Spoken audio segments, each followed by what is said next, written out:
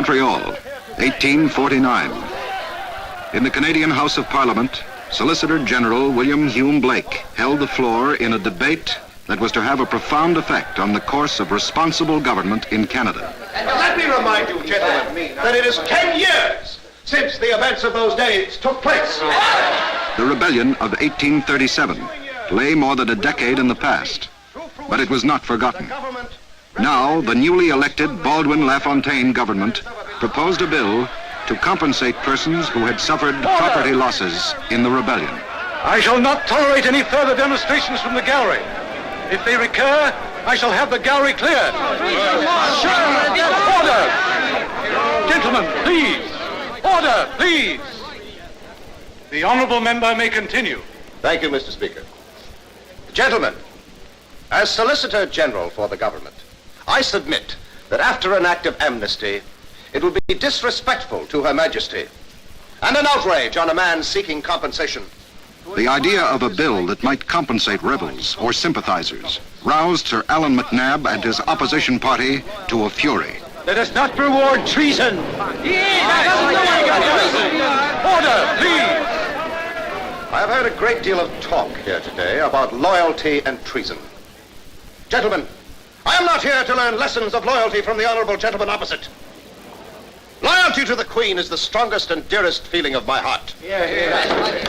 But I have no sympathy with the would-be loyalty of the Tory party, which, while it expresses extraordinary loyalty to the Crown, is ever ready to sacrifice the liberty of the subject. This is not British loyalty, gentlemen. This is a false loyalty, which at all periods of history has lashed humanity into rebellion.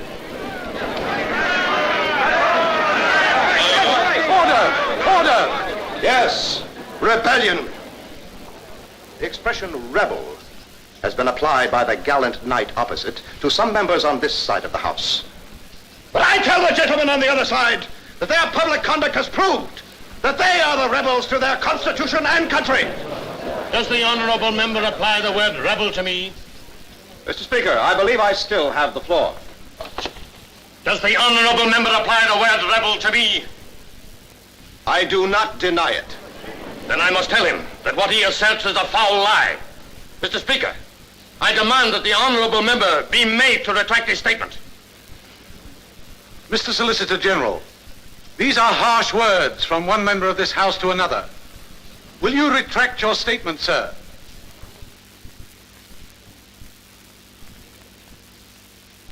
Never! Then I will make you.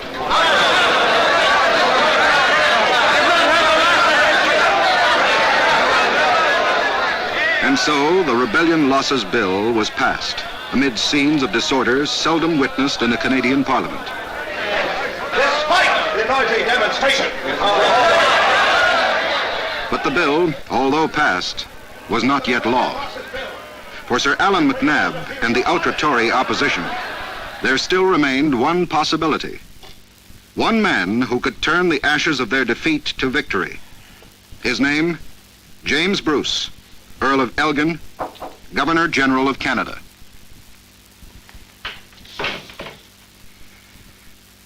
Good afternoon, Sir Allan.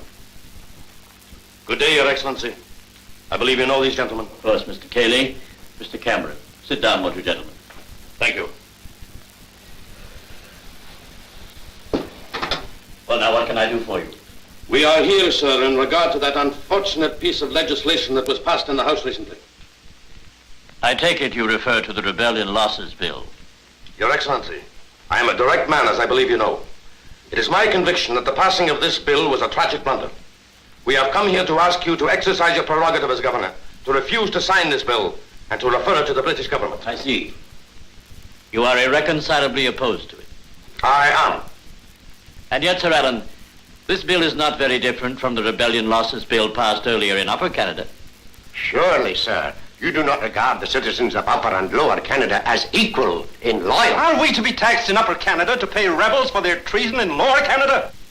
As I understand the bill, nothing at all is to be paid any person convicted of treason. It is a notorious fact, sir, that only a fragment of those actively engaged in the rebellion were ever arrested. True, Sir Allan, and it is this very fact that has contributed to my considering withholding my assent. There can be no other course. But doesn't the amnesty make this fact somewhat irrelevant?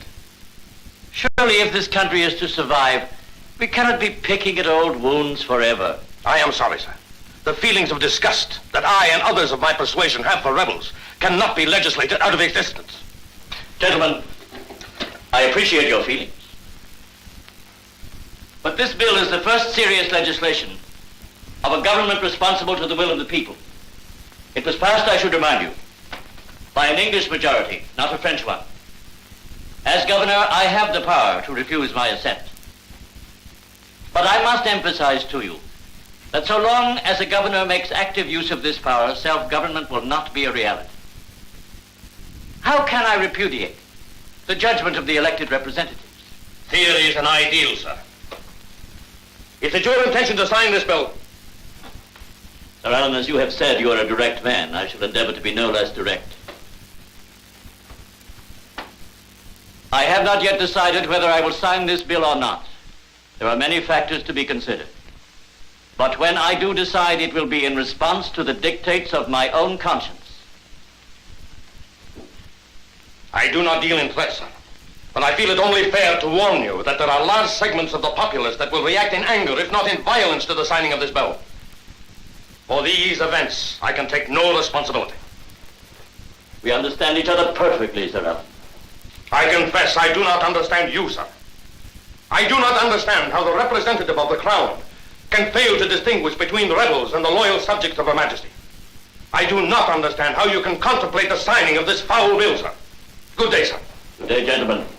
Major Campbell will see you to the door. That will not be necessary.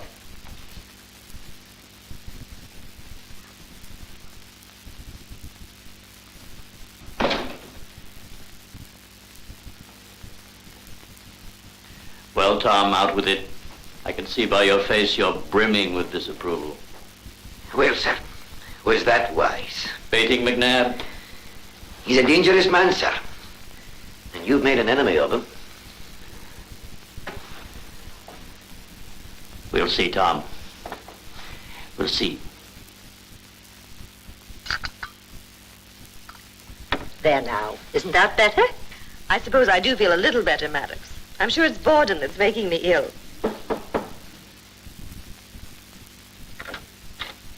To the governor, the McNabb visit was a disturbing sign.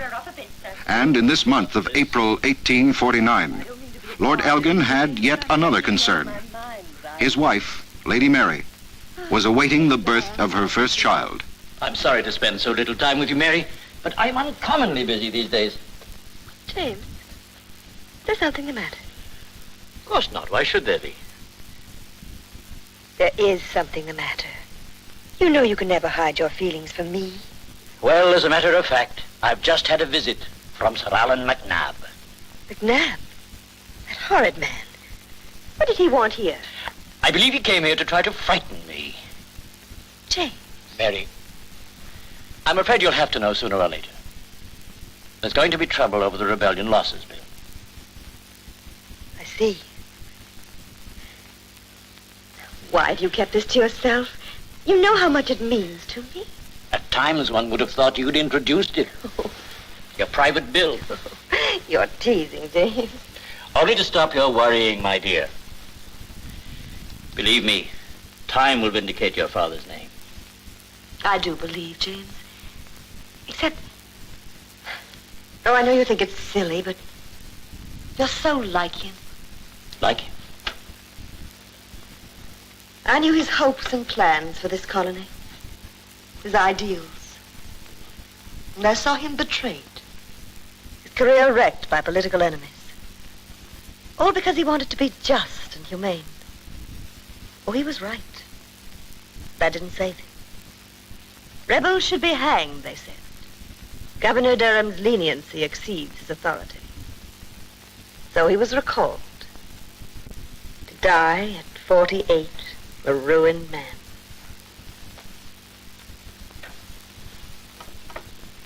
And would you have had him act differently? Don't let it happen to you. Not now. Mary, I I want you to go and stay with the McLaughlins for a while. I've already spoken to Durwood, and they'll be delighted to have you. James. It's less than half an hour's ride from here. I'll be able to visit you every evening. James, listen to me. I have no intention whatever of leaving this house. If there's going to be danger... Mary, you know you're not supposed to be subjected to any nervous strain. That's all I'm worried about, really. I am not leaving this house, James. Mary, please. I am not leaving, so you'd best put your mind to it. What kind of wife would I be to leave my husband at the first sign of trouble? Still Durham's daughter. Very well. You'll stay. Of course I will.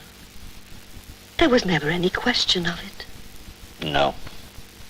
I suppose not.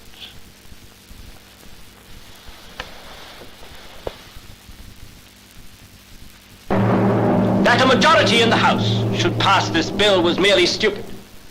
That the governor should give his assent to it is inconceivable. To do so would raise all the English blood between... Make that Anglo-Saxon blood. Would raise all the Anglo-Saxon blood between Port Sarnia and Gaspé to the boiling point. The governor must not, will not give his assent to this bill. I want that last line in bold type. It is a wise element in colonial administration that the governor retains the prerogative of referring legislation for the judgment of the imperial authorities. Now, in my humble opinion, and I say he's in with the Frenchies hand and glove, planning to sell out to the very same vermin that you and I were fighting just a few short years ago. Do you remember? Well, I remember too. And crush my soul on a fence post if I'll dip into my own pocket to pay them for their treachery.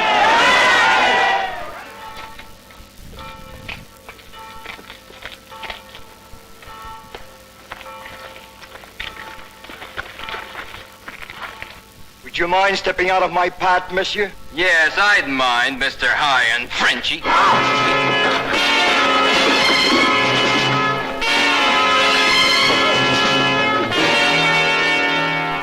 Street corner brawls, a gentleman attacked at night. For the times, these were not unusual events. But at the governor's residence, the shadow of violence came at an unfortunate time.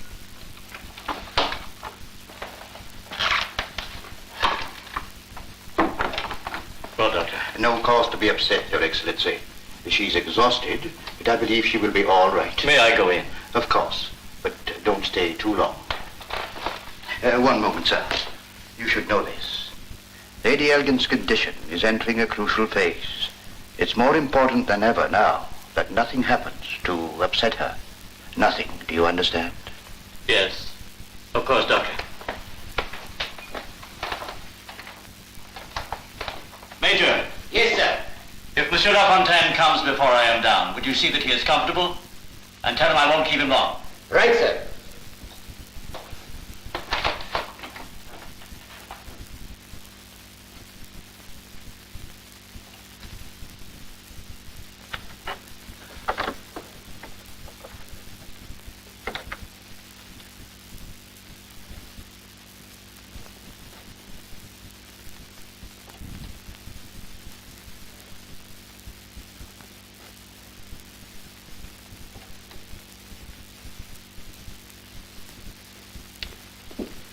Mary.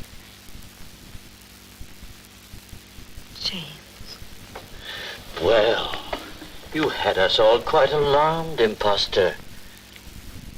I'm sorry, dear. Are you in much pain? I'm all right now. A little weak. Dr. Cavendish gave me something to make me sleep. Perhaps I should let you rest. No. Don't go. Is everything all right, Jamie? Of course. Has there been much trouble about the bill? Nothing to speak of.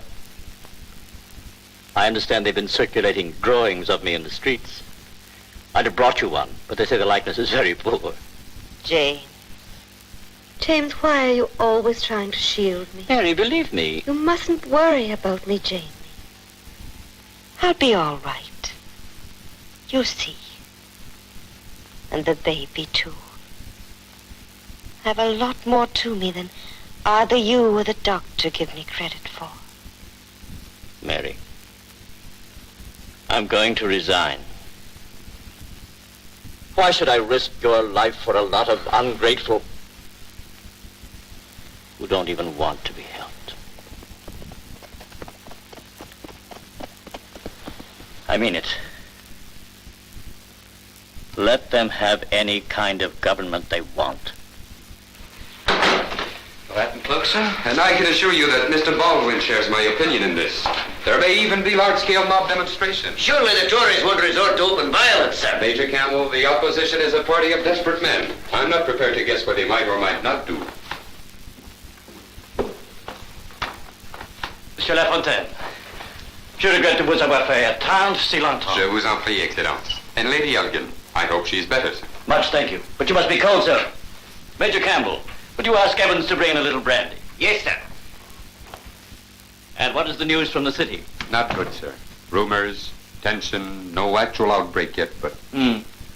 I only hope, sir, that whatever happens, it will not influence your decision regarding the bill. I am not easily intimidated, Monsieur Lafontaine. I am certain of that, sir.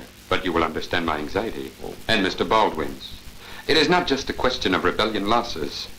This bill is a symbol of our ability to govern ourselves. If you do not grant your assent, it will be a long time before the moderate elements of this country can hope again. Monsieur Lafontaine, excuse me.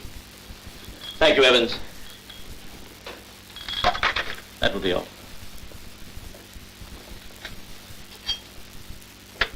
Monsieur Lafontaine, you will recall that I urged you to withdraw this bill. I am sure you appreciate that its results could be serious for the country. You have my sympathy, sir. I have seen the posters in town. I can imagine some of the comment in England. Believe me, sir, I understand. It was not in that light that Monsieur, let me assure you that our party has every confidence in your integrity. But you and I, we are familiar with the hazards of political life. It is my fervent hope that you will assent. But should circumstances force you to a course of action that is otherwise, believe me, sir, I understand. Monsieur Lafontaine, I can only say that I shall try to do what is best. That is all one can ask. À votre santé. À votre santé. Dirty traitor!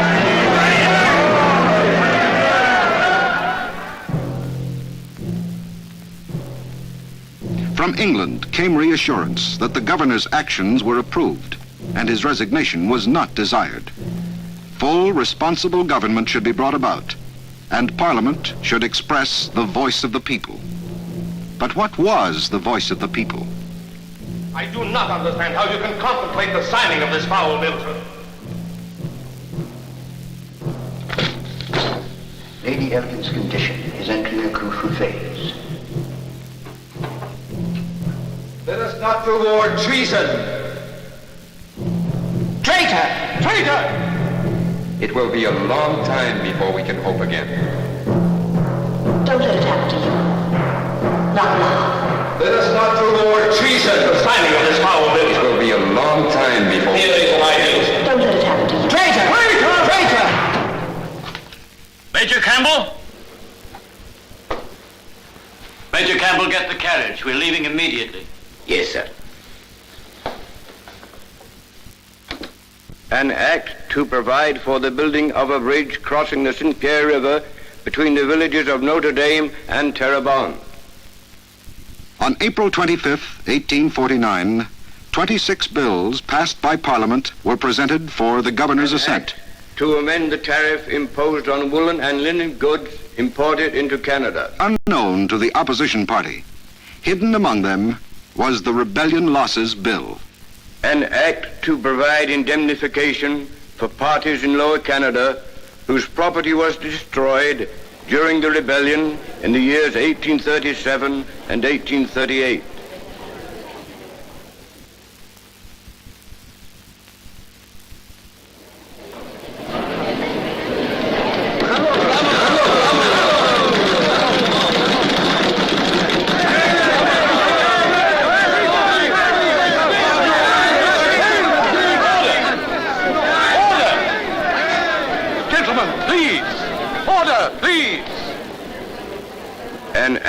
provide for the allocation of crown lands to soldiers of Her Majesty who at Through the long afternoon, the reading of bills continued, but the fuse of violence had been lit. As the governor's carriage left Parliament for his residence at Monklands, it was caught up in the first angry rumblings of the mob.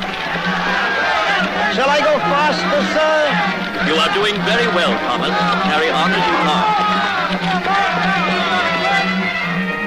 It is clearly evident that safety and peace can only be ensured by your excellencies quitting the confines of Canada and leaving the affairs of this country in the hands of Sir Benjamin Durban. Sir Benjamin Durban, every moment you remain costs your royal mistress the affection of one of her subjects. And unless you wish your name to go down to posterity as the fool that lost the Canadas, go home.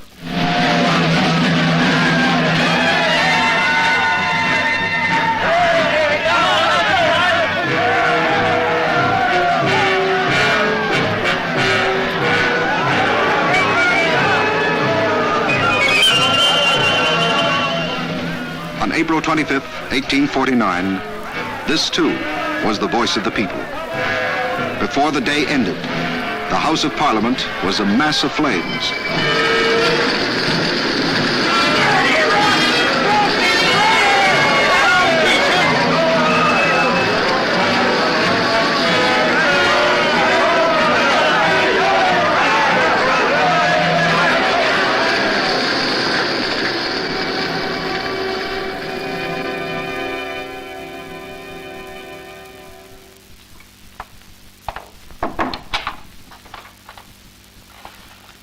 I'm sorry. But Lady Elgin, how is she? It will be some time yet, Excellency. I can't allow you to go in just now. Why don't you take some rest, sir? And I'll call you if there's anything to tell you. How is she? I won't keep it from you. She has a fight on her hands. But she's a brave lady. You'll let me know the instant there's anything. Of course, Your Excellency. Of course.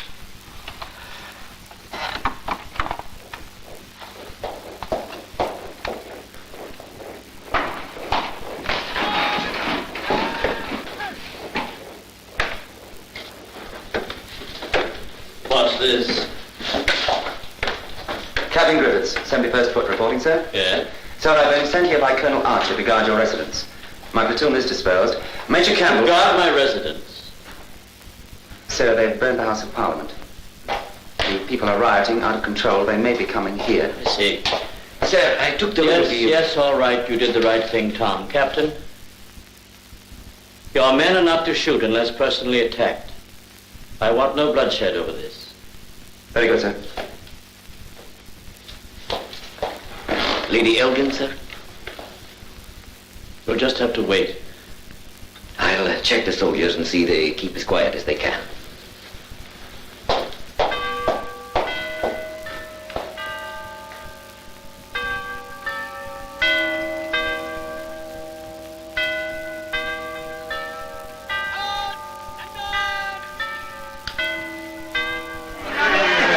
By night, the mob swirled and eddied through the streets. At Monklands, they could only wait.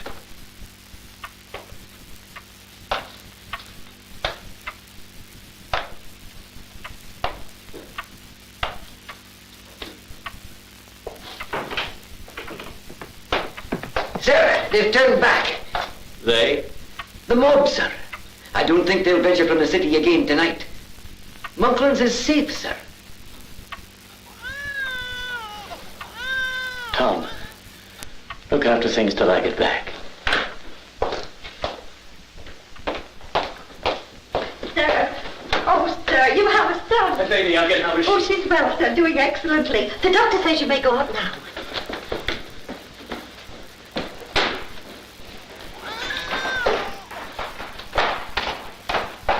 Captain Griffin, Yes, sir? tell your men to stand by. Before the night is over, this house is going to see a celebration. Yes, sir.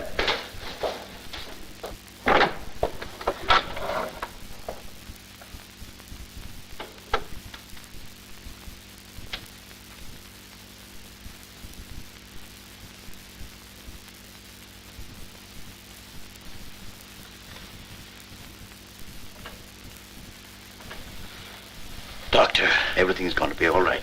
You have a fine son, Your Excellency. Thank God. Jamie. Mary. The child, born on this night of violence, was Victor Alexander Bruce. Miss Maddox, Your son, sir. may I see him? Yes, sir. Oh, isn't he bonny? Yes, sir. He's a Bruce right enough.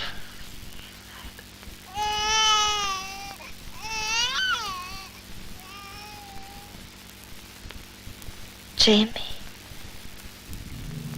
6 years later, when Lord Elgin said goodbye to Canada, it was to a nation that had undergone an imperceptible but vital change. In Parliament, the Prime Minister was none other than fiery Sir Allan MacNab.